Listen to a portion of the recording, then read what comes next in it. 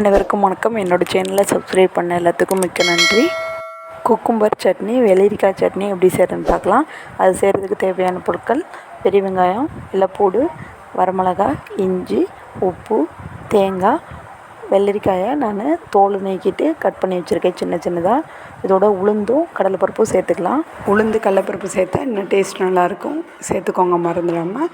வெள்ளரிக்காய் இது சாப்பிட்ற வெள்ளரிக்காய் தான், பச்சை வெள்ளரிக்காய், மஞ்சையாக குழம்பு செய்கிற வெள்ளரிக்காய் கிடையாது. அதனால் சாப்பிட்ற வெள்ளரிக்காய் நல்ல பிஞ்சு வெள்ளரிக்காய் இருந்தால் இன்னும் டேஸ்ட்டு நல்லாயிருக்கும். அதனால் பார்த்து எடுத்துக்கோங்க. வாங்க எப்படி செய்யலாம்னு சொல்லிட்டு பார்க்கலாம். ஒரு கடாய் வச்சுருக்கேன். கடாயில் 3 டேபிள் ஸ்பூன் எண்ணெய் ஊற்றிருக்கேன். எண்ணெய் நல்லா சூடாயிடுச்சு. இப்போ அதில் நம்ம கட் பண்ணி வச்சுருக்க பெரிய வெங்காயம், வெள்ளைப்பூடு, இஞ்சி, வரமிளகாய், உப்பு எல்லாத்தையும் சேர்த்துக்கலாம். சேர்த்துட்டு எல்லாத்தையும் நல்லா வதக்கி விட்டுறலாம். வெங்காயம் நல்லா கோல்டன் ப்ரௌன் கலரில் ஆகணும். அது வரைக்கும் வெங்காயத்தை நல்லா வதக்கி விட்டுடலாம். வெங்காயத்தை நல்லா வதக்கி விட்டுட்டு காட்டுறேன். வெங்காயம் நல்லா வதங்கிடுச்சு. இப்போ நம்ம கட் பண்ணி வச்சுருக்க குக்கும்பர் வெள்ளரிக்காயை போட்டுக்கலாம். போட்டுட்டு நல்லா வதக்கி விட்டுடலாம். வெள்ளரிக்காய் ஒரு பிஞ்சு வெள்ளரிக்காய் இருந்தால் நல்லா டேஸ்ட்டாக இருக்கும். நல்லா வதக்கி விட்டுட்டு காட்டுறேன். வெள்ளரிக்காய், வெங்காயம், புளி எல்லாம் நல்லா வதங்கி வந்துருச்சு. இப்போ நம்ம ஆற விட்டுட்டு இதை நம்ம அரைச்சி எடுத்துக்கலாம். வெள்ளரிக்காய் சட்னிக்கு எல்லாம் தயாராக இருக்குது. எல்லாம் நல்லா ஆறி வந்துருச்சு. இப்போ இதை மிக்ஸி ஜாரில் மாற்றிக்கலாம். மிக்ஸி ஜாரில் நம்ம தேங்காவை சேர்த்துக்கலாம். ஃபஸ்ட்டு சேர்த்துட்டு இதோட கொத்தமல்லி இலையை சேர்க்கனாலும் சேர்த்துக்கலாம்.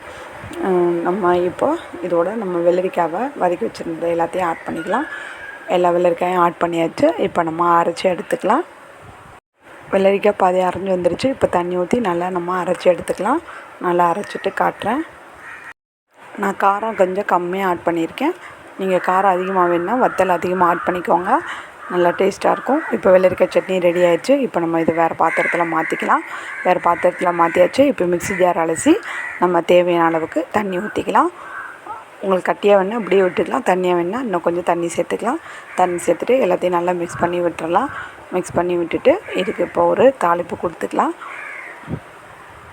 தாளிக்கிறதுக்கு ஒரு பேன் வச்சுருக்கேன். அதில் 2 டேபிள் ஸ்பூன் எண்ணெய் ஊற்றிருக்கேன். எண்ணெய் நல்லா சூடாகிடுச்சு. இதில் கடுகு போட்டுக்கலாம். கடுகு நல்லா பொரிஞ்சிச்சு. இதில் கருவேப்பிலை போட்டுக்கலாம். இப்போ வரமிளகாய் போட்டுக்கலாம். தாளிப்பு ரெடி ஆகிடுச்சு. இப்போ தாளித்து நம்ம சட்னியில் ஊற்றிக்கலாம்.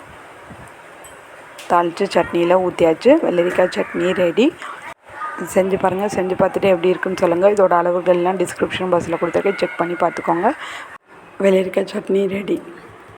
லைக் பண்ணுங்கள், ஷேர் பண்ணுங்கள், கமெண்ட் பண்ணுங்கள். என்னோடய சேனலை சப்ஸ்கிரைப் பண்ணுங்கள். வெள்ளரிக்காய் சட்னி, குக்கும்பர் சட்னி ரெடி. சுட சுட இட்லியோட வெள்ளரிக்காய் சட்னி ஊற்றி சாப்பிட்டா செம்ம டேஸ்ட்டாக இருக்கும். வெள்ளரிக்காய் டேஸ்ட் பிடிச்சவங்களுக்கு இந்த சட்னி ரொம்ப பிடிக்கும். கொஞ்சம் டிஃப்ரெண்ட்டாக இருக்கும். ட்ரை பண்ணி பாருங்கள். வெயிலுக்கு ரொம்ப நல்லது. வெள்ளரிக்காய் சட்னி, இட்லி ரெடி.